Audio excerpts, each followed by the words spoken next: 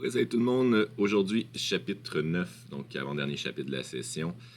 Pas le plus long ni le plus compliqué, mais c'est un des chapitres que je vous ai parlé au début de la session, que vous allez devoir m'expliquer des choses. Donc aujourd'hui, on se concentre vraiment sur le principe que la lumière est constituée de particules. Donc on a parlé depuis le début de la session que la lumière était une onde en fait, ce qui est toujours vrai. Mais là, cette fois-ci, il faut aussi réaliser que la lumière est constituée de particules, donc ce qu'on va appeler le photon. Chose qui me revient souvent comme question quand j'explique ce chapitre-là, c'est un peu l'ordre des choses. Essayez de ne pas voir ça dans l'ordre que je vais l'expliquer. Là. C'est pas chronologique là, en termes d'histoire. Là. Tout ça vient quand même relativement presque ensemble. Euh, on sait tout ça à peu près en même temps parce qu'on déduit de l'expérience d'Einstein que je vais vous expliquer un petit peu plus tard. Donc, c'est évidemment ce que je vais expliquer là, on l'a su en même temps qu'on l'a fait ça. Donc, faut pas penser qu'on savait ça avant que le photon existe, là, c'est pas ça qui est arrivé. Mais bon, donc oui, vous allez devoir m'expliquer ça à l'examen final. Donc, pourquoi est-ce qu'on peut dire que la lumière est une onde, pourquoi est-ce qu'on peut dire que la lumière est une particule, et pourquoi est-ce que ça donne mal à la tête d'essayer de voir les deux en même temps. Pas la partie du mal de tête, là, mais être capable d'expliquer ça. Donc, ça, c'est le nerf de la guerre de ce chapitre-là. Donc, vous allez voir que les formules sont rien d'extraordinairement compliqué. Mais quand même beaucoup de petites choses à bien comprendre surtout. Là. Donc c'est vraiment un chapitre de compréhension, là, vous allez voir. Euh, donc voilà, on va parler vraiment du photon, donc, et puis on va commencer à aborder les ondes de matière pour en faire un petit peu plus la semaine prochaine, donc appliquer les ondes de matière et voir maintenant dans le chapitre 10 qu'on va brièvement survoler comment est-ce qu'on peut produire des photons. Donc aujourd'hui, on va regarder l'existence de ces photons-là, mais la semaine prochaine, on va regarder comment est-ce qu'on est capable de les faire. Donc, le photon. Ce qu'on a réalisé avec l'expérience d'Einstein, qu'on va parler dans quelques minutes, c'est que la lumière, en réalité, était constituée de particules qui sont indivisibles. Donc, on ne peut pas aller plus petit qu'une certaine unité de quantité de lumière. Et cette quantité de lumière-là a une certaine quantité d'énergie qui va dépendre de sa fréquence ou de sa longueur d'onde. Donc, l'énergie de cette particule-là, qui est le photon, est donnée par la formule que vous avez ici. Donc, E est égal à H fois F. F étant la fréquence de ce photon, donc qui va représenter sa couleur. Donc évidemment, plus le photon va être énergétique, donc plus il va être dans les... Si vous vous rappelez le spectre électromagnétique, là, un photon, ça ne veut pas dire de la lumière visible. Il y a des photons qui sont invisibles. Donc on peut aller dans les ondes longues, dans les ondes radio, dans les ondes Wi-Fi, dans les infrarouges, dans les ultraviolets, dans les rayons gamma. Tout ça reste des photons à des différentes longueurs d'onde, donc différentes fréquences. Je vous rappelle la relation entre la longueur d'onde et la fréquence, qui est quand même facile à établir, c'est-à-dire qu'avec la vitesse d'une onde, on peut dire que c'est égal à la longueur d'onde fois la fréquence. Donc, si on a l'énergie de ce photon-là qui est donnée par une certaine constante qu'on va appeler la constante de Planck, fois la fréquence de ce photon-là. Donc, c'est un peu ça qui fait que les photons des rayons gamma et tout ça sont beaucoup plus énergétiques. Donc, des longueurs d'onde beaucoup plus courtes, donc des fréquences beaucoup plus élevées. Et ça en fait des particules beaucoup plus dangereuses pour nous et tout ce qui est vivant. Donc, je vous ai un petit peu tout résumé ça dans ce petit bout-là. Donc, ce qu'il faut réaliser, c'est que si on va avoir une certaine quantité de lumière, ben, c'est une certaine quantité de photons qui nous a frappés. Chacun de ces photons-là a une énergie qui correspond à sa longueur d'onde et multipliée par la constante de Planck. Donc, la constante de Planck, ce n'est pas une quantité qui est très grande. Hein. C'est la constante H que vous avez ici. Donc, la constante de Planck, 6,63 fois 10 à la moins 34 joules par seconde, joules fois seconde. Donc, c'est minuscule là, la quantité d'énergie qu'il y a dans chaque photon. Donc, évidemment, à chaque instant de votre vie, vous êtes bombardé par des milliards et des milliards de photons. Que les lumières soient allumées ou pas, il y a des photons invisibles qui sont capables de passer à travers les murs. On pense aux ondes radio, toutes choses comme ça, le Wi-Fi. Tout ça, ça nous transperce, ça nous bombarde et c'est pratiquement inoffensif pour la plupart, à part quand on monte les fréquences. Donc là, on va avoir des photons qui sont beaucoup plus énergétiques, donc plus faciles à absorber et qui peuvent causer du dommage. Donc, encore une fois, on peut avoir notre constante de Planck, un petit peu qu'on avait fait dans le chapitre 8, autant en joules qu'en électronvolts. Donc, je rappelle que l'électronvolt, c'est l'unité d'énergie. Donc, le joule, on peut le remplacer par électronvolt en faisant le rapport avec la charge de l'électron ou du proton. Donc, on se trouve avoir les deux constantes. Donc, 6,63 fois 10 à la moins 34 joules seconde ou 4,14 fois 10 à la moins 15 électronvolts fois seconde. Je vais vous donner le même conseil que je vous ai donné dans le chapitre précédent. Essayez de toujours travailler en joules, c'est toujours plus simple et les formules fonctionnent tout le temps. En électronvolts, vous allez voir, certaines formules vont s'enfarger dans des exposants 2 ou des choses comme ça. Donc, c'est toujours plus prudent d'aller travailler en joules. Et si on vous demande l'énergie en électronvolts, ben, on convertit à la fin avec la même conversion qu'on a établie dans les chapitres précédents. Donc, il n'y a rien de nouveau là-dedans. La petite formule que je vous ai mis en bas de page ici, c'est tout simplement pour dire que l'énergie totale va être donnée par un certain nombre de photons, là, ce que je vous ai dit tout à l'heure. Donc, si je veux savoir combien d'énergie est absorbée par un objet, ben, c'est que l'énergie est multipliée par le nombre de photons qu'on va avoir. Donc, le N, c'est le nombre de photons total qui vont être absorbés par cet objet-là. Donc, c'est tout. Je vais mettre un petit exemple juste pour illustrer à quel point c'est gigantesque, ces chiffres-là. Donc, une source lumineuse de 100 watts. 100 watts, c'est pas extraordinaire là, comme source de lumière. Là. C'est une ampoule quand même brillante, là, mais c'est une ampoule de maison. Là. L'ampoule de salle de bain, mettons. Là. Donc, elle est placée dans une sphère. Donc là, on l'a englobée. Tout simplement pourquoi on met une sphère autour, c'est parce qu'on veut dire que dans la sphère va être absorbé tous les photons qui sont émis par l'ampoule. Donc, il n'y a pas d'issue pour que les photons puissent échapper à cette sphère-là. Donc, dans le fond, ce qu'on veut savoir, c'est combien il y a de photons émis par l'ampoule à chaque seconde. C'est la question. Si on suppose que la lumière émise par l'ampoule est à 590 nanomètres. Donc, je rappelle la définition de la puissance, qui est toujours l'énergie divisée par le temps. Donc, notre énergie qui va être donnée par nos photons qui ont une puissance de 100 watts. Ça va être quoi? Ben, ça va être le nombre de photons émis multiplié par leur énergie. Donc, leur énergie va être donnée par H fois F.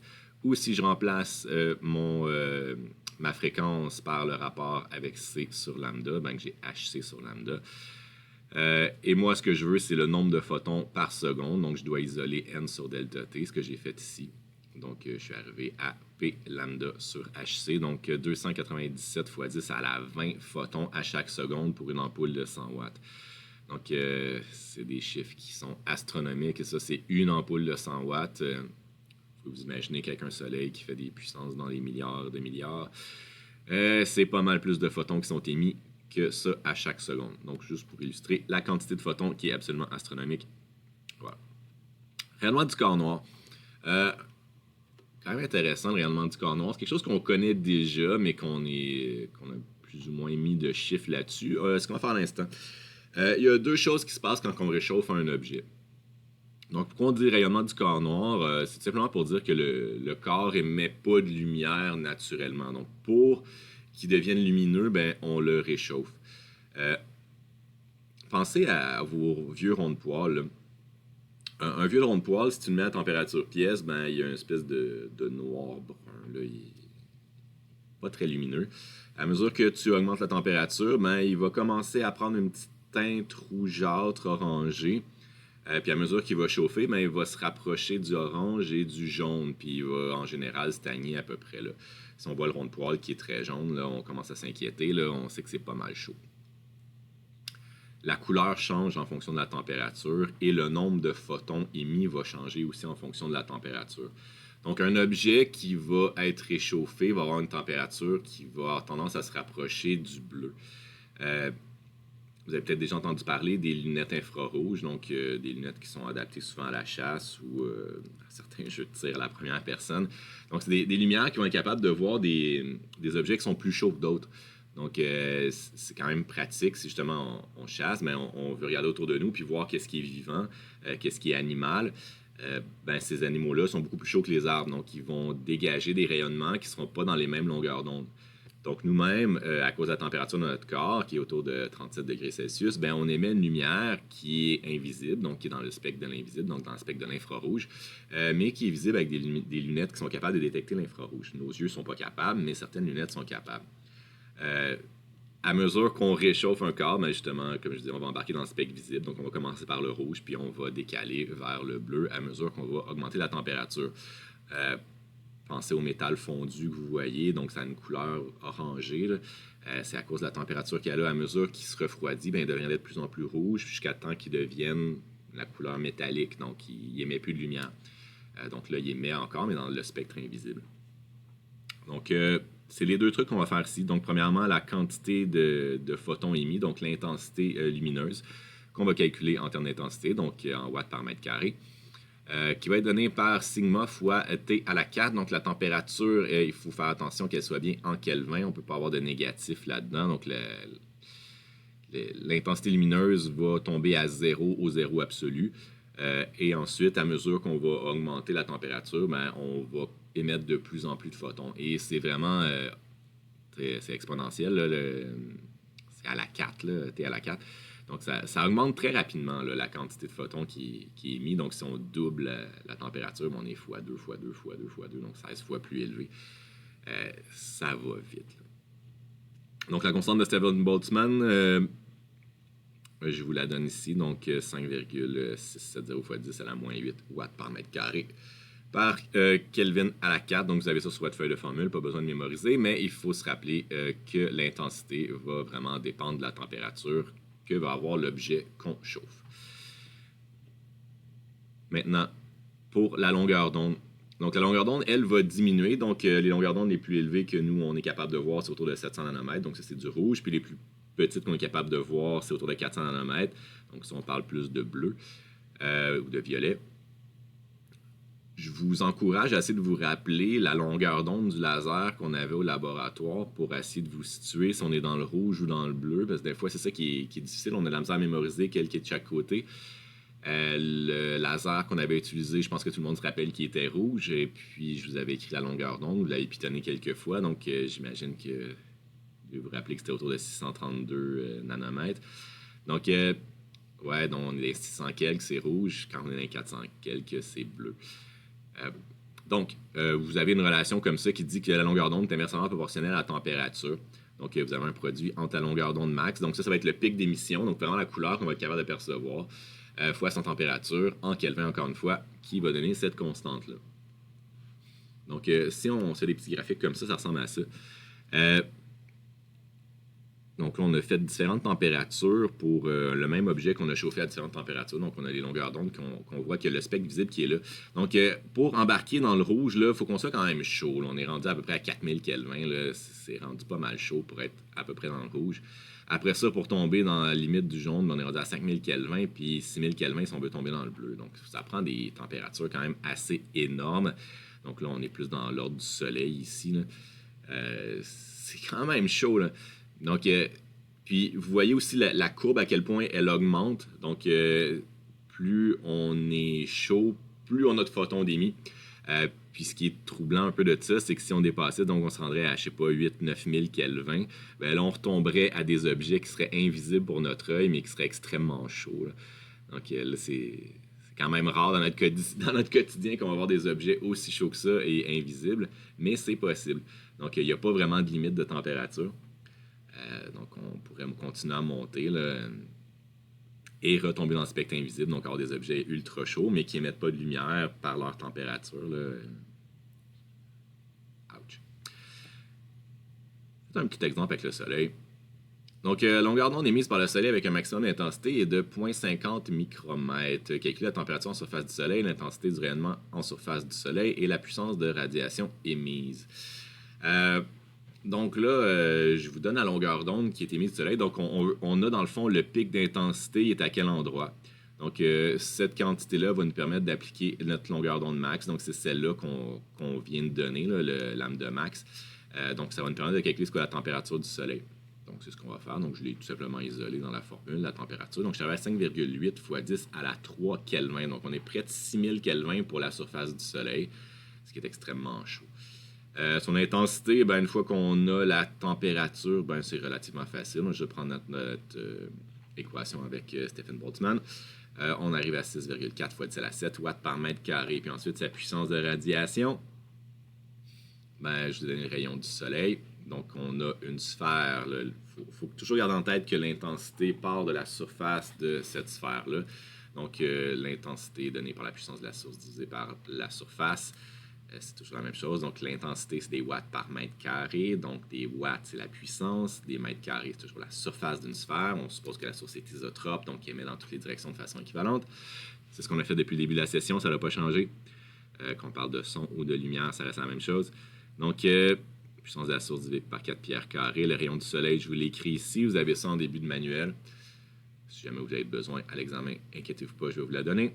Donc, puissance de la source, vous donner 4 par 4 pierres, 2 fois l'intensité qu'on a calculé en B, donc 3,9 fois 10 à la 26 watts.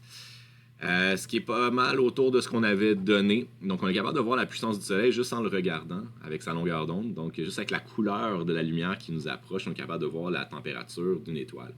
Donc, on peut être à des milliards de kilomètres, des centaines de millions d'années-lumière d'un astre, toutes les étoiles qui sont dans l'univers, puis on est capable de savoir leur couleur. Donc, si on est capable d'avoir leur couleur, on est capable d'avoir leur température. Après ça, on est capable d'extrapoler un paquet de trucs. C'est quand même intéressant. L'effet photoélectrique. Donc là, c'est le nerf de la guerre dans ce chapitre-ci. C'est l'expérience d'Einstein qui a été faite en 1905, si je me rappelle bien, ou 1915, je me rappelle jamais. Une de ces deux dates-là. Donc ça fait quand même plus de 100 ans. Et ça a été fait exactement en même temps. Donc Einstein a publié sa publication la plus importante. Il a publié 3 trucs en même temps. Donc la relativité restreinte qu'on a parlé la semaine passée, l'effet photoélectrique et l'effet brownien. Donc l'effet brownien, c'est si tu regardes dans un bécher, là, la molécule d'eau qui est dans le bécher, mais elle ne restera pas immobile, elle va se promener un petit peu aléatoirement. Disons que ça n'a pas marqué l'histoire, là, cette histoire-là, mais les deux autres, quand même, pas mal. Einstein n'a pas eu vraiment de reconnaissance pour la relativité restreinte parce qu'il manquait de preuves expérimentales, tandis que l'effet photoélectrique, le génie de son expérience, c'est qu'il a pu donner une expérience en même temps qui prouvait très bien son point. Donc, l'expérience de l'effet photoélectrique nous permet de démontrer sans l'ombre d'un doute que la lumière est constituée de particules et ces particules-là, on les a appelées les photons. On y va.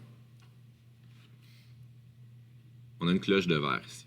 Donc, l'encadré en haut ici, c'est une boîte qui est hermétique. On a enlevé l'air qui est à l'intérieur de ça.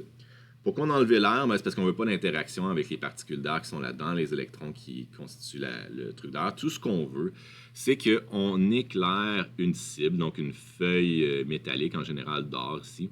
Donc une fine feuille métallique. Et à ça, on va mettre un fil électrique, on va créer un circuit après ça là-dedans. Donc l'idée, c'est qu'on envoie de la lumière sur la cible. Donc une cible métallique. Ce qu'on se rend compte, c'est qu'à mesure qu'on éclaire la cible, si on a de la lumière qui est suffisamment puissante et dépendamment des longueurs d'onde, donc de la couleur de la lumière qu'on va envoyer là-dedans, il y a des électrons qui sont frappés par la lumière. Ces électrons-là qui sont frappés par la lumière vont être déplacés par la lumière. Donc, qu'est-ce que ça fait un mouvement d'électrons? On a vu ça l'année passée. Un mouvement d'électrons dans un fil, c'est quoi? C'est un courant électrique. Donc, qu'est-ce qui se passe? C'est que dans ce fil-là, il va se créer un courant électrique qui va circuler et qui va faire le tour comme ça.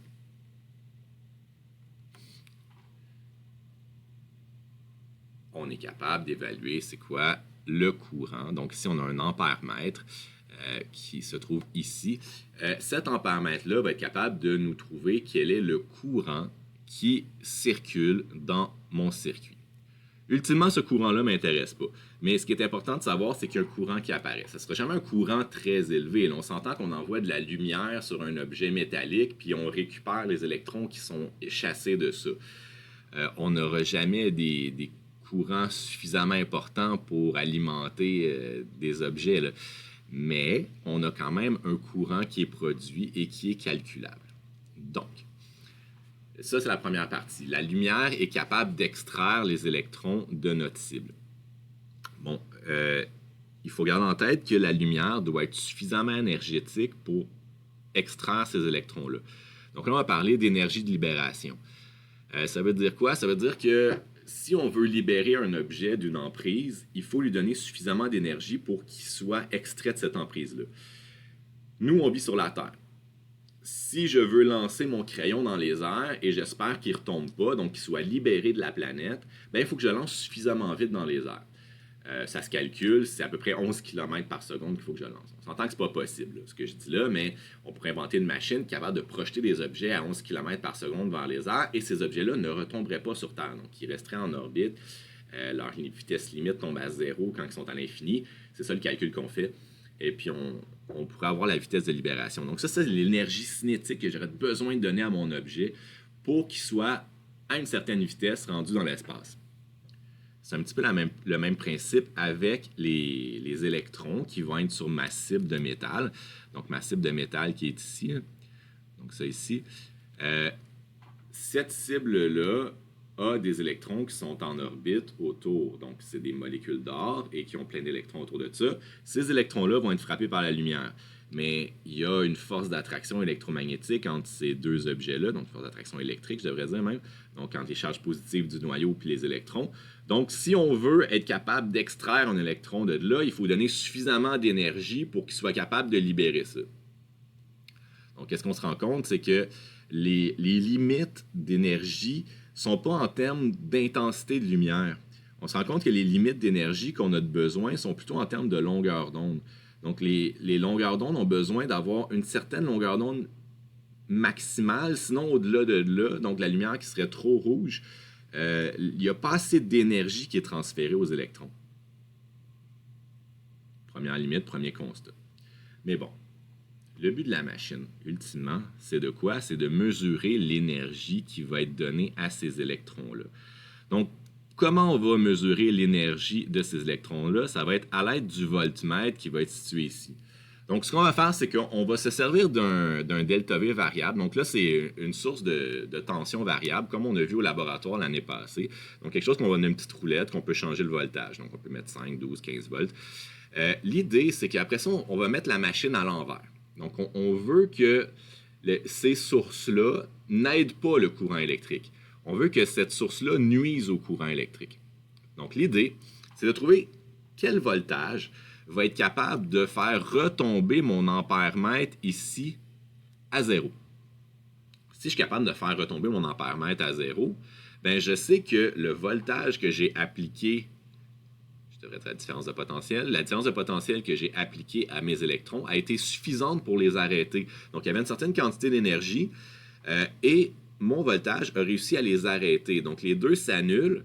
Donc, autrement dit, l'énergie que j'ai donnée à l'aide de mon voltage est égale à l'énergie des électrons. Donc, les deux vont s'annuler et vont complètement arrêter le mouvement des électrons.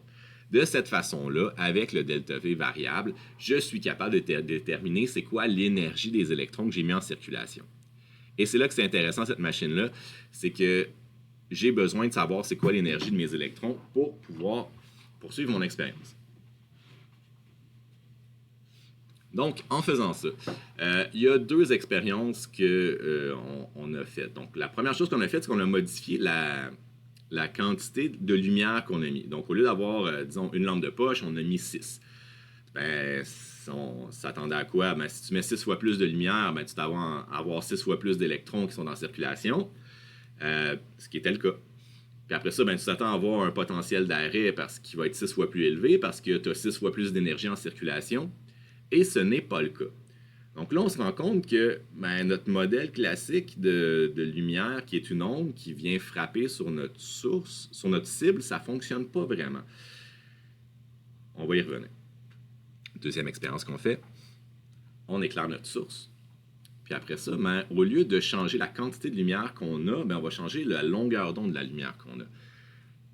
Si on change la longueur d'onde de la lumière qu'on a, on ne change pas le nombre de photons qu'on a. On change la quantité d'énergie de chacun des photons. Donc, chacun des photons va frapper sur un électron, donc va libérer un électron s'il est capable, puis ça va les mettre en circulation. Donc, au bout de la ligne, on n'a pas plus d'électrons qui sont en circulation si on change la longueur d'onde. Mais qu'est-ce qu'on observe? C'est que l'énergie de chacun de ces électrons-là n'est pas la même, parce que là, on se rend compte que si on change la longueur d'onde, le potentiel d'arrêt, donc le delta V variable qu'on trouve ici, le potentiel d'arrêt nécessaire pour arrêter le courant, donc qu'on retombe à un ampère-mètre égal à 0, est différent. À partir de là, c'est tout ce qu'on a de besoin pour démontrer que la lumière est une particule.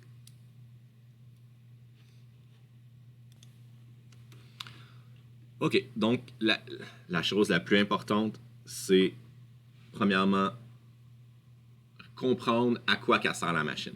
Donc, si je te dis ça maintenant, à quoi sert la machine, est-ce que tu es capable de me répondre? La machine, elle sert à mesurer l'énergie des électrons qui sont en circulation. Comment est-ce qu'on mesure l'énergie des électrons en circulation? Avec le potentiel d'arrêt qu'on va fixer sur ces électrons-là. Si on est capable d'avoir le potentiel d'arrêt des électrons, donc le potentiel nécessaire pour que l'ampère-mètre retombe à 0, ben là, on sait l'énergie de ces électrons-là. Donc, je vous ai mis quelques petits points. La lumière libère les électrons de la cible P, créant un courant dans A. On fixe le delta V pour ralentir les électrons. Donc, comme ça, je vous disais, on met la pile à l'envers pour que les électrons soient ralentis. Pour ça, on ne veut pas augmenter le courant, on veut l'arrêter. Donc, on trouve le delta V d'arrêt pour que le courant tombe à zéro. Donc, c'est ça l'idée. Donc, on déduit que l'énergie qu'avaient les électrons est égale à K est égal à Q fois delta V d'arrêt. Ça, je vous rappelle une petite formule qu'on avait vue en électricité. Si vous n'avez pas fait le cours d'électricité, ben, cette formule-là est vraie quand même. L'énergie d'un objet dans une différence de potentiel donnée par sa charge fois sa différence de potentiel. Donc, dans ce cas-ci, ça va être la charge élémentaire, donc E fois delta V d'arrêt. Donc, le signe a plus ou moins d'importance. Ce qu'on veut, c'est la quantité d'énergie qu'on a pour cette particule-là. Donc, la machine, c'est ça qu'elle nous permet d'avoir. C'est qu'à l'aide du delta V d'arrêt qu'on a ici, là, donc cette quantité-là, on est capable de déduire c'est quoi l'énergie de mes électrons. Donc, les électrons qui font le tour de ça, qui créent un courant dans mon ampère-mètre. Ben, il n'en crée plus parce qu'on est rendu à zéro, mais qui en créait au départ.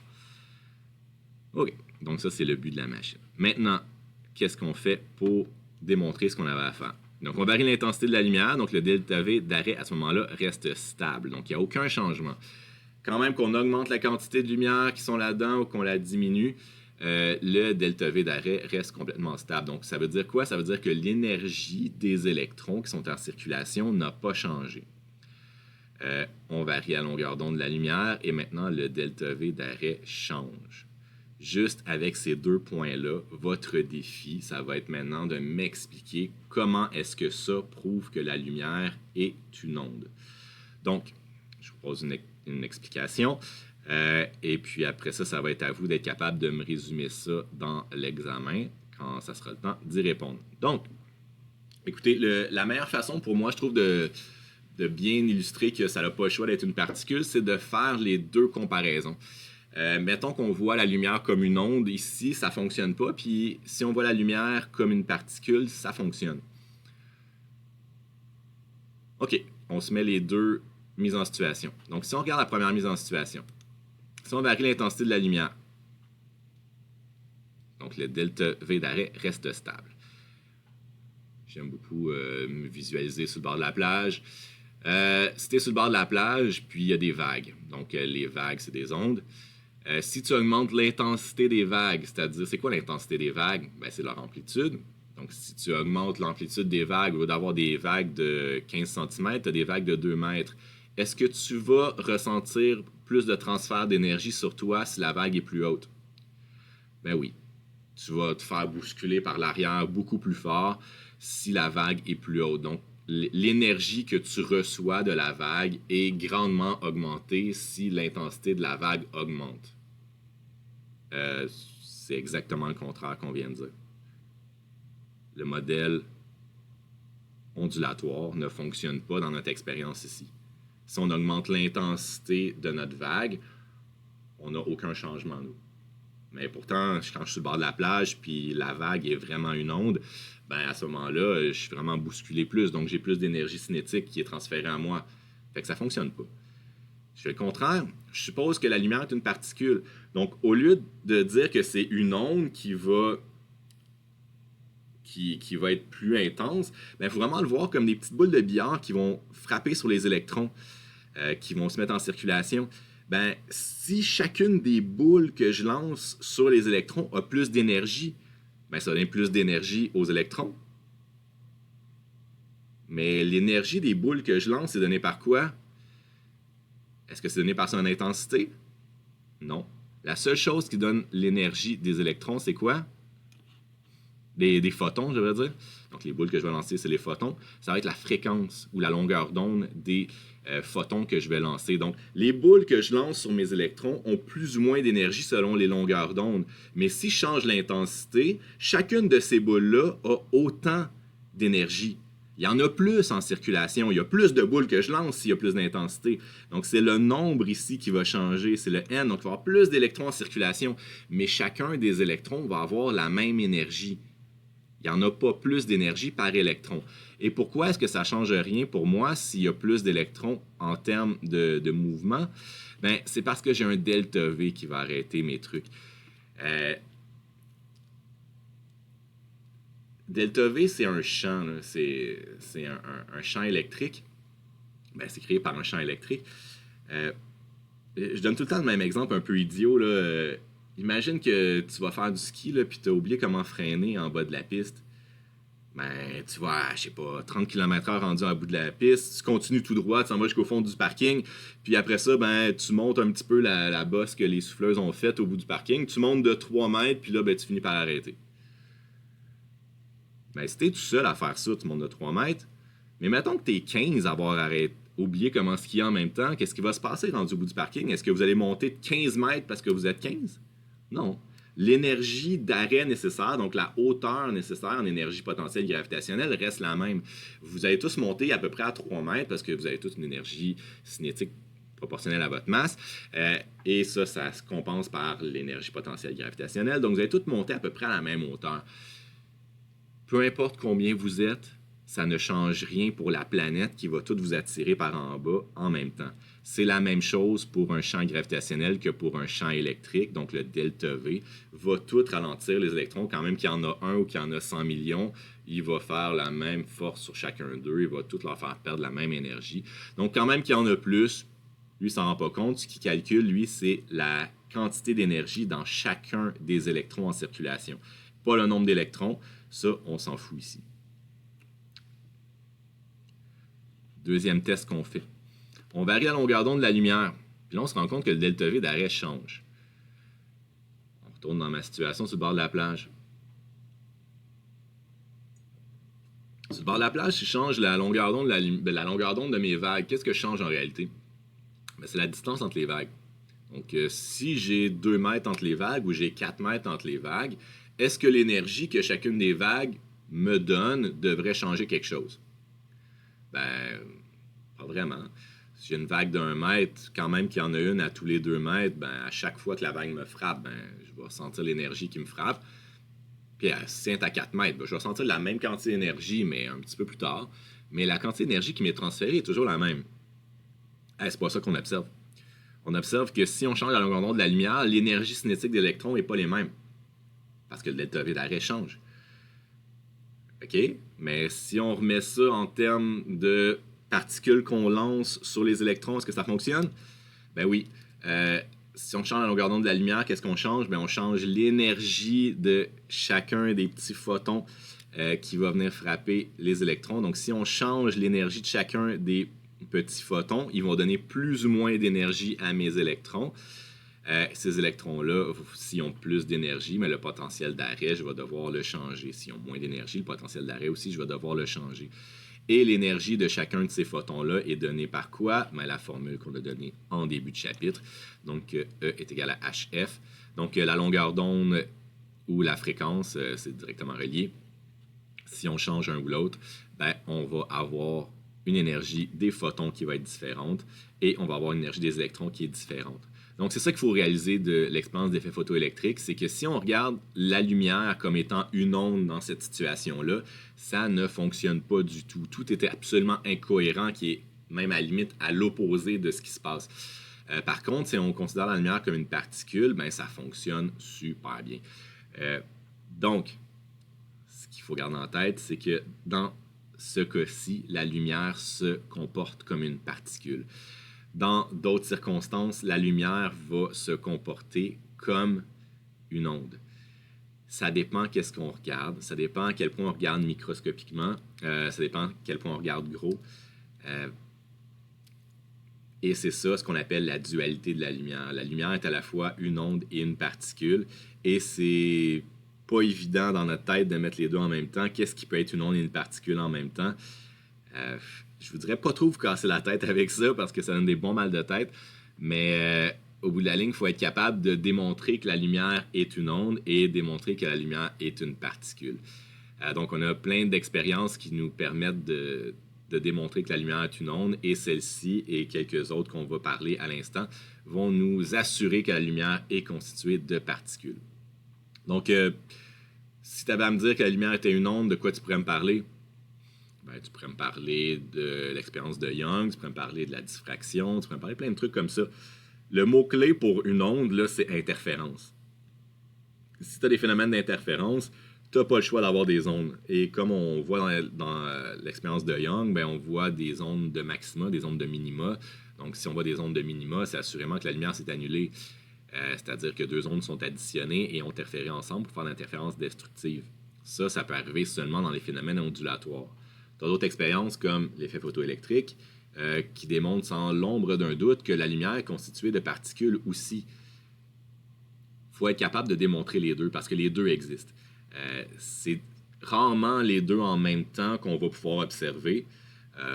On commence à avoir des images qui sortent là, de photos avec des pixels dessus là, pour montrer que c'est des particules. Pour moi, c'est encore un peu bidon ces photos-là, fait que je ne veux pas les partager, mais on commence à avoir des trucs comme ça. Donc, j'en dis pas plus que ça. C'est à vous d'être capable de me produire un texte qui va être capable de m'expliquer ça et d'être convaincant. Aussi, je vous avertis tout de suite, à l'examen, vous allez avoir un certain nombre de lignes à remplir pour expliquer des choses comme ça. Une fois que les lignes sont remplies, j'arrête de lire. Donc, écrivez-moi pas 3 pages de texte. Une fois que je suis rendu au pied de la page, j'arrête là. Le but, c'est aussi d'être concis, d'être capable d'expliquer ça sans trop s'étendre. Donc, c'est important en science d'être concis et d'être capable d'expliquer nos choses en peu de mots, là. C'est pas notre travail à nous de faire des longs rapports puis de juste rallonger les trucs pour rien, pour avoir l'air plus important. Nous, on veut aller au fait, là. Donc, c'est ça notre travail et je trouve ça bien important qu'on soit capable de se limiter, là. Donc, l'énergie d'un électron dépend seulement de l'énergie du photon donnée par ça. L'énergie de l'électron va être égale à l'énergie du photon moins le travail d'extraction. Donc, c'est le travail d'extraction, c'est l'énergie que je vous ai dit tout à l'heure qu'on a besoin pour se libérer de l'objet, là. Donc, c'est vraiment le travail d'extraction. Ou l'énergie de libération, ça revient exactement au même. Donc, voilà. L'effet Compton. Ça, c'est un autre truc quand même relativement surprenant quand on observe la lumière comme ça. Donc, l'expérience qui a été faite, c'est avec une source de rayons X. Donc, tout simplement un faisceau de rayons X, un petit peu comme ce que vous avez chez votre dentiste ou chez le radiologiste. On va envoyer des rayons X sur une cible de graphite. Et ensuite, on va prendre un détecteur, et le détecteur, on va être capable de le déplacer radialement autour de notre cible. Donc, ce qu'on fait, c'est qu'on envoie de la lumière à une certaine longueur d'onde sur notre cible. Notre cible, elle est ici. Et après ça, le détecteur, on peut le placer ici, donc à un angle θ qui va être égal à 0. Et après ça, on peut augmenter l'angle θ pour placer le détecteur ici. Regardez qu'est-ce qu'on observe. On peut placer le détecteur à 90 degrés. Regardez qu'est-ce qu'on observe. Puis même le placer un petit peu en retrait pour voir les rayons qui ont été réfléchis ici. Puis regardez qu'est-ce qu'on observe ici dans un angle comme ça. Et la chose qui est intéressante, c'est qu'on n'observe pas la même chose à travers le détecteur qu'on place aux différents endroits. Donc, on avait une source de rayons X, donc une certaine longueur d'onde lambda qu'on avait ici. Si on place notre détecteur directement en face, qu'est-ce qu'on observe? On observe, lambda. Pas super intéressant. Donc, on a à peu près la même longueur d'onde qu'on avait au départ, donc pas vraiment de changement. Par contre, si on met à un certain angle, donc le détecteur à un certain angle, qu'est-ce qu'on voit? C'est que les rayons qui ont frappé la cible de graphique et qui ont été déviés, donc ils viennent frapper ici. Tu sais, c'est un petit peu le principe de... Envoie de la lumière sur une feuille de papier, mets-toi de l'autre côté. T'es pas obligé de te mettre directement derrière la feuille de papier pour voir le petit point lumineux. Si tu te décales un petit peu comme ça, tu vois encore le point lumineux. Si tu vois le point lumineux, c'est parce qu'il y a des rayons qui ont été déviés vers ton œil. Ça veut dire qu'il y a des rayons qui sont déviés un petit peu partout dans tous les sens. Il y en a même qui sont réfléchis. Tu le vois, le point lumineux de l'autre côté aussi. C'est cette lumière-là qu'on veut observer. Donc, en déplaçant le détecteur à différents endroits. Et puis, qu'est-ce qu'on se rend compte si on déplace ce détecteur-là? C'est que les longueurs d'onde qu'on observe, si on observe encore notre lambda ici, donc qui était la longueur d'onde originale, mais on observe une deuxième longueur d'onde lambda, qu'on appelait lambda prime, qui est un petit peu plus grande. Donc, un décalage ici entre deux lambdas différents. Donc, un premier lambda qui est le même lambda que ma source et un deuxième lambda qui est différent. Donc, il y a une deuxième longueur d'onde qui n'existait pas au départ, qui maintenant existe à cause qu'on a frappé une cible de graphite. OK? C'est encore pire si je décale à 90. Je décale à 90, ben j'ai mon lambda encore original qui est ici, puis mon lambda prime qui se trouve à être ici. Donc le décalage entre les deux longueurs d'onde se trouve encore plus important, donc ce qu'on va appeler le delta lambda tantôt. Et si je vais plus loin, ben c'est encore plus dramatique. Donc là, je suis rendu à 135 degrés, donc 135 degrés, c'est l'angle entre ici et ici. Et là, mon delta lambda devient encore plus important. Ma question pour vous, bon, le lambda qui est ici, ça va, là. Il y a un premier lambda. Mais là, il y a un lambda prime qui n'existait pas au départ. Donc, je ne l'ai pas créé, ce lambda prime-là. Là. Il est apparu après la collision. Donc, ça veut dire que au départ, j'avais des photons qui avaient une certaine longueur d'onde. Puis après ça, dans mon détecteur, ben, j'avais les photons qui ont la même longueur d'onde qu'au départ, mais j'en ai d'autres qui ont une longueur d'onde différente. Puis c'est pas n'importe quelle longueur d'onde. J'ai vraiment deux pics bien distincts. Et ma question maintenant est pourquoi?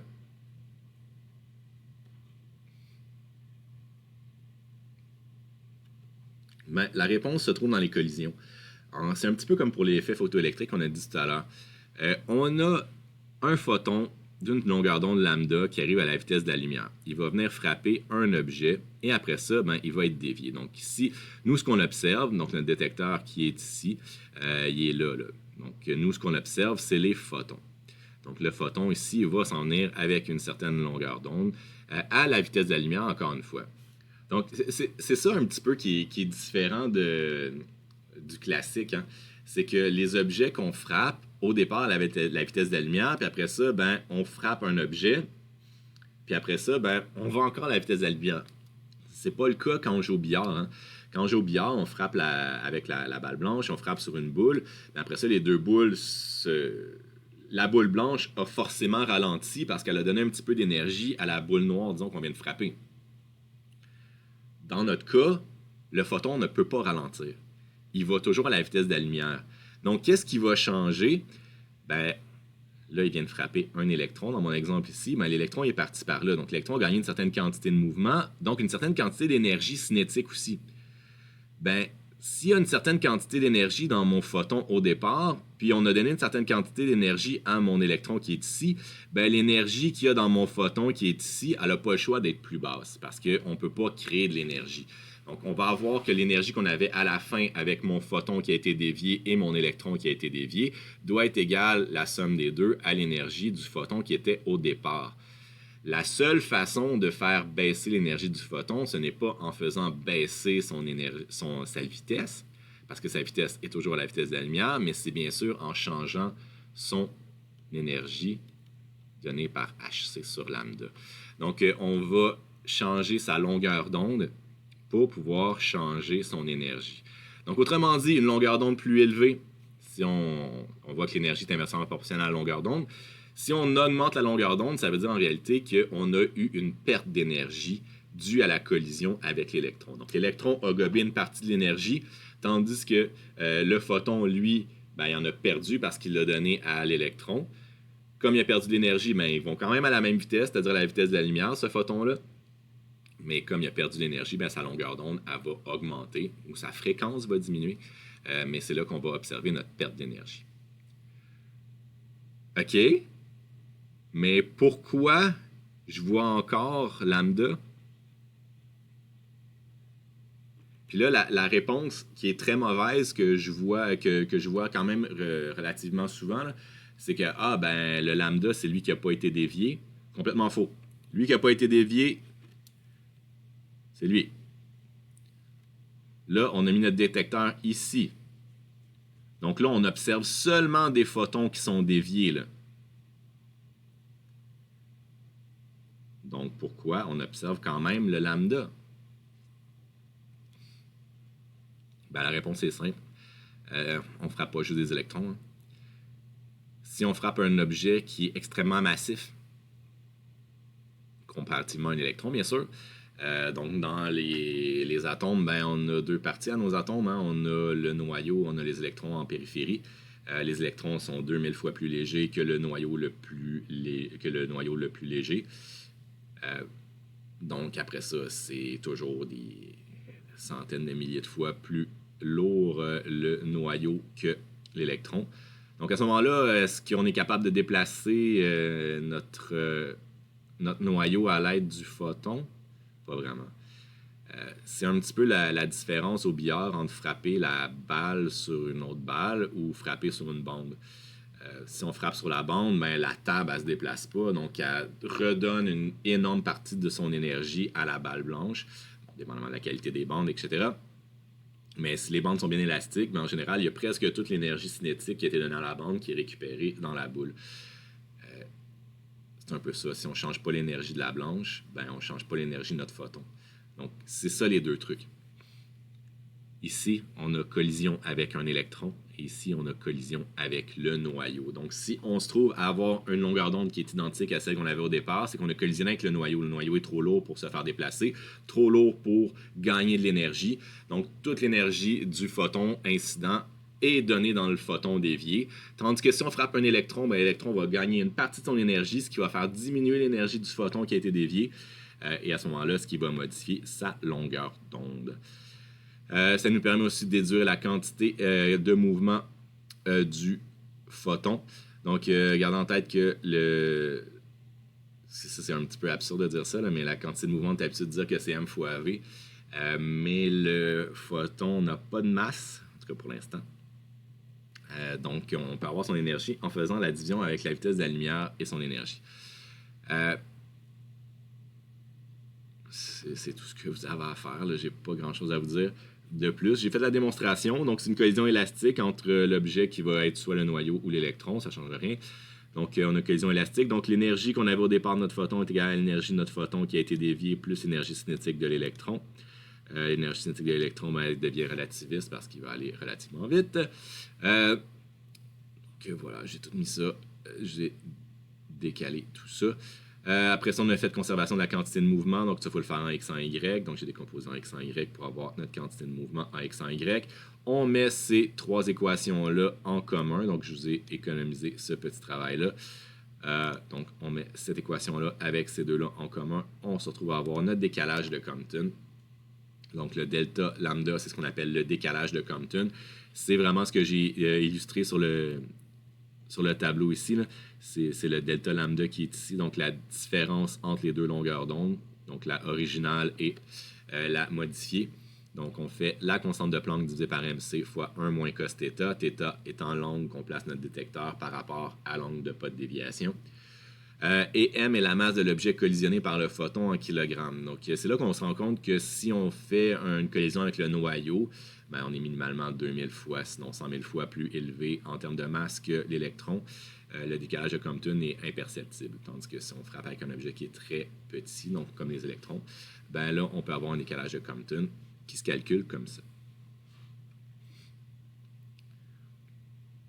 Gardez en tête que la lambda prime est toujours plus élevée. Donc, on a toujours une augmentation de la longueur d'onde par rapport à la longueur d'onde du photon incident. On a toujours une perte d'énergie. Donc, perte d'énergie veut dire un lambda plus grand. Donc, j'ai fait un petit exemple. Un faisceau de longueur d'onde de 22 picomètres est projeté sur une cible de graphite. On place un détecteur à un angle de 85 degrés. Donc, c'est toujours par rapport à l'angle de pas de déviation. Donc, quel est le décalage de Compton du faisceau détecté? Quelle est la perte d'énergie des photons décalés? Donc, on veut savoir ce qu'est la différence d'énergie entre les photons du départ et les photons de la fin. Donc, le décalage de Compton, c'est le delta lambda. Donc, on est juste à pitonner là-dedans. C'est toujours la masse d'électrons qui va là. Si tu fais n'importe quoi d'autre que la masse d'électrons, tu vas avoir des quantités qui vont être vraiment trop petites et ça sera absolument imperceptible. Donc, 100% du cas, là, la masse que tu mets ici, c'est la masse de l'électron. Et on ne peut pas avoir de décalage de Compton pour autre raison que la masse de l'électron. Donc, on pitonne ça là-dedans. Vous avez la masse d'électron sur votre feuille de formule. Donc on arrive avec 2,1 fois 10 à la moins 12 mètres ou 2,1 picomètres. Donc, on parle à 22, puis on tombe à 2,1. Quelle est la perte d'énergie? Donc, on veut savoir c'est quoi la différence entre l'énergie initiale et l'énergie finale.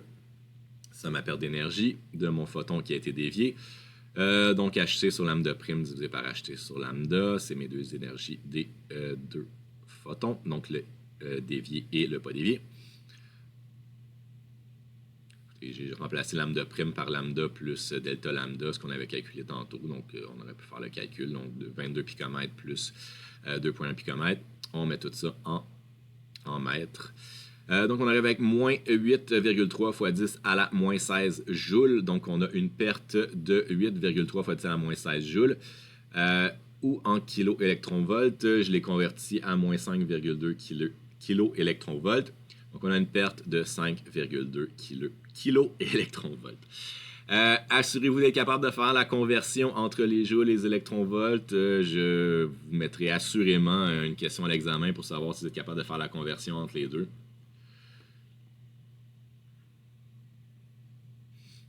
Les ondes de matière maintenant.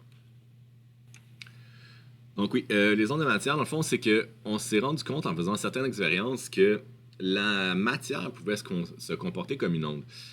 Là, on a fait une expérience qui ressemble beaucoup à l'expérience de Young. Fait qu'on a pris deux petites fentes, puis on a envoyé des électrons là-dedans. Donc, on a pris un petit accélérateur de particules, puis on a envoyé les électrons là-dedans.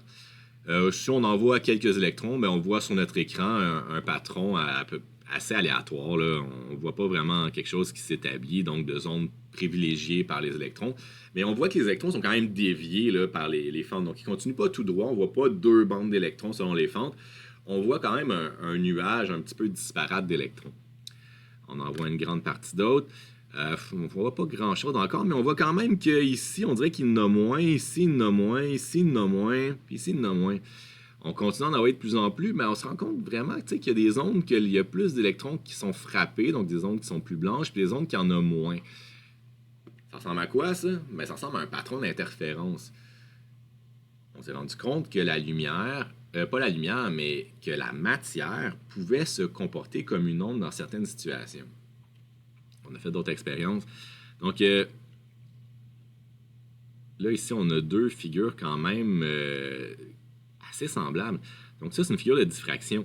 Donc, on a une ouverture circulaire, on envoie de la lumière dans l'ouverture circulaire, mais on obtient ce patron-là. On a pris la même ouverture circulaire, mais on a envoyé des rayons X là-dedans.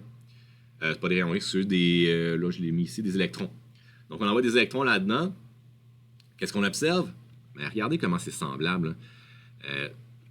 On sait que la lumière est une onde, c'est pour ça qu'on voit les patrons d'interférence, mais après ça, les électrons, est-ce que c'est une onde? Ben, dans ces circonstances-là, on n'a pas le choix de dire que les électrons se comportent comme une onde. Ils font vraiment les mêmes patrons d'interférence que la lumière. Donc, ils ont des caractéristiques qui correspondent à une onde. Puis ben là, on a fait ça avec des neutrons. Ça donne exactement la même chose. Donc, on voit vraiment les mêmes patrons apparaître. Donc, la morale de l'histoire, dans certaines conditions. Les conditions sont lesquelles? Ben, ça prend un objet de petite masse. Donc, il y a un objet qui est très léger, et qui se déplace relativement rapidement. Donc, pas obligé d'être relativiste. Là, on ne parle pas de vitesse comparativement à la vitesse de la lumière, là, loin de là. Mais il ne faut pas qu'il soit immobile. Donc, il faut donner une certaine vitesse. Je n'ai pas de limite à vous donner. On peut toujours les calculer en fonction de la quantité de mouvement de l'objet. Et ça va donner une certaine longueur d'onde qu'on va appeler la longueur d'onde de Broglie. L'objet, selon sa vitesse et sa masse, va nous donner une certaine longueur d'onde avec la constante de Planck. Donc, c'est tout le fondement de la mécanique quantique. La mécanique quantique, c'est de dire justement, on va prendre des petites particules, puis on va supposer que ces particules-là se comportent comme une onde. Donc, au lieu de dire que ces particules-là sont juste des particules, qu'on dit, ben, ça va par la vitesse de même, on va dire, non, on oublie ça, on ne sait pas son où en réalité. On va juste dire, sont quelque part sur une onde, puis on va calculer c'est quoi les probabilités qui arrivent de l'autre côté. Et finalement, ben, on se retrouve à avoir des expériences qui confirment pas mal cette situation-là, que la matière peut se comporter comme une onde. On peut même mesurer ces longueurs d'onde à l'aide de la longueur d'onde de Broglie que je vous ai donnée ici en fonction de sa quantité de mouvement. Maintenant, le principe d'incertitude d'Heisenberg. Le principe d'incertitude d'Heisenberg, ça nous explique que, dans le fond, si on veut observer la nature autour de nous, ben, il faut la voir. S'il faut la voir, ça veut dire qu'il y a des photons qui ont frappé cet objet-là pour se rendre jusqu'à nos yeux, ou jusqu'à notre microscope, ou jusqu'à notre télescope, jusqu'à notre instrument d'observation, mais il faut que ces photons-là se rendent dans l'instrument d'observation. Et pour s'être rendu à l'instrument d'observation, il faut qu'il ait collisionné avec l'objet qu'on essaie de voir. Mais mettons que l'objet est super léger, par exemple un électron. Qu'est-ce qui se passe avec l'électron quand tu envoies un photon dessus? Il est dévié.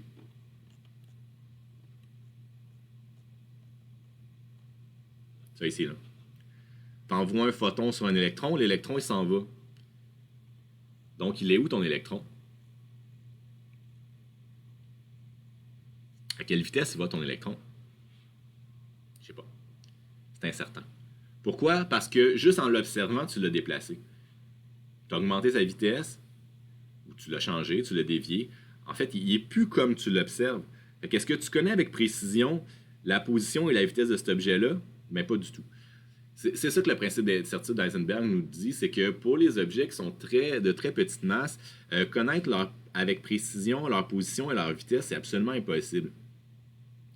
Bon, c'est une limite de notre univers qui ne sera jamais dépassée, donc on ne pourra jamais connaître avec énormément de précision la position ou la vitesse d'électrons, par exemple. Donc moi, c'est toujours ça qui me fascine un petit peu quand dans nos cours de chimie, on nous montre avec très grande certitude la forme des orbitales des électrons pour tous les atomes, là, donc les SPDF, etc. On ne sait pas sont où les électrons. Là. On a des probabilités qui vont être là, mais au bout de la ligne, on ne peut pas les observer. Les électrons, c'est à toute fin pratique impossible à observer. On commence à être capable d'observer des atomes, donc des noyaux, mais des électrons, là, pour l'instant, avec tout ce qu'on connaît, c'est absolument impossible à observer. Donc c'est trop petit, c'est trop léger, et à mesure qu'on le voit, ben, il n'est plus où ce qu'il était. Donc c'est ça l'incertitude associée à cet objet-là. Donc,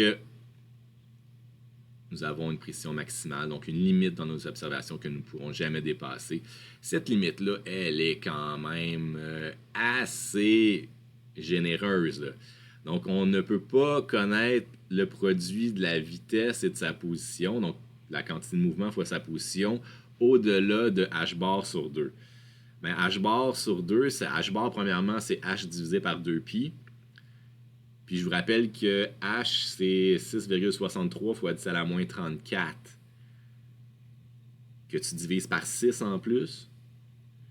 Mais on s'entend-tu que tu es rendu quand même assez précis? Là? Tu peux pas connaître la précision de la vitesse et d'une position d'un objet au-delà de 34 chiffres après la virgule.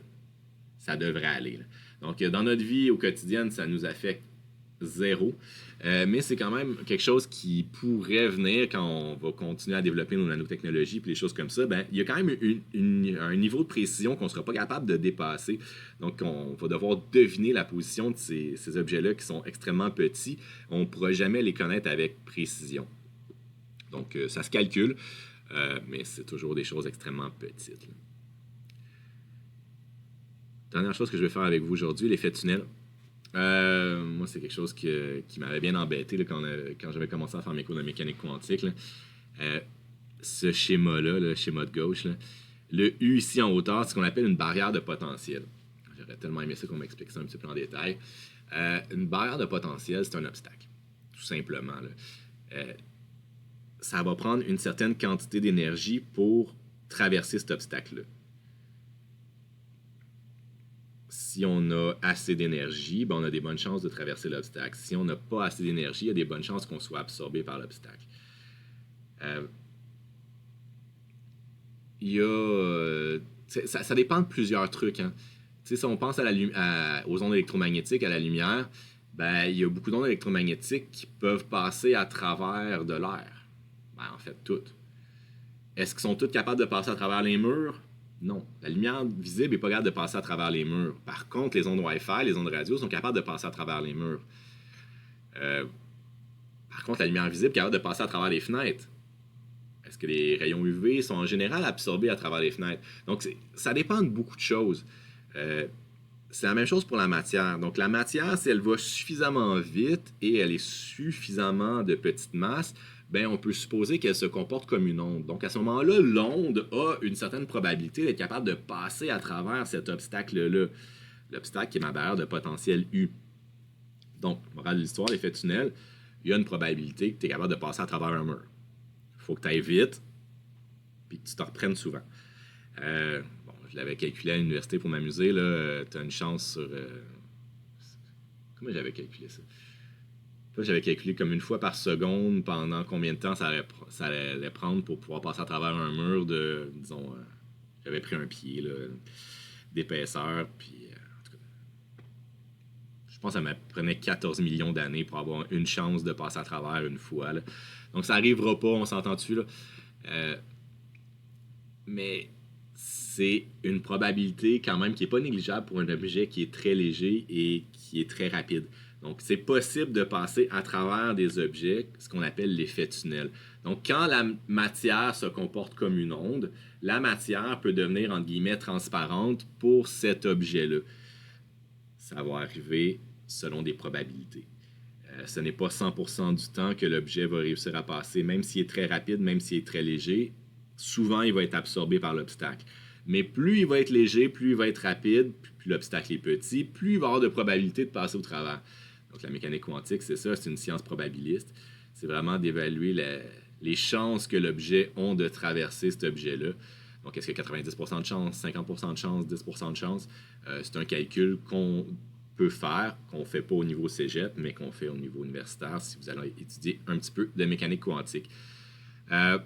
Donc voilà, la matière peut devenir transparente pour un objet de petite masse qui se comporte comme une onde, donc il faut qu'il soit rapide. Donc voilà, c'est votre chapitre 9. Vous avez quelques petits exercices, donc c'est pas énorme en termes d'exercices. Ce qui est important dans ce chapitre-là, c'est vraiment de bien comprendre la nature de la lumière et ses limites.